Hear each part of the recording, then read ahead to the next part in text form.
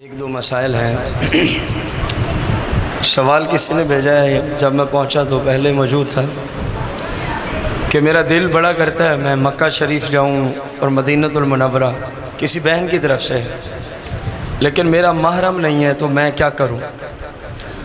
شریعت مطہرہ کی روشنی میں عورت بغیر شرعی محرم کے کوئی شرعی سفر کرے یہ شریعت میں حرام ہے۔ یہ ضروری حج عمرے کا سفر نہیں ہے۔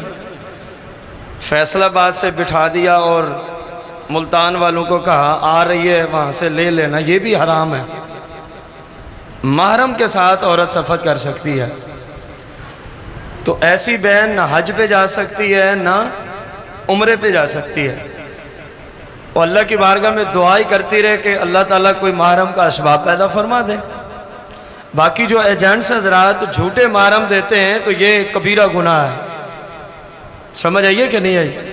مردوں کو بھی جھوٹے محرم عورتوں کے اعتبار سے، عورتوں کو جھوٹے محرم مردوں کے اعتبار سے دیے جاتے ہیں، تو یہ حرام ہے۔ اس طرح آپ کو حج عمرے پہ جانے کی اجازت نہیں ہے۔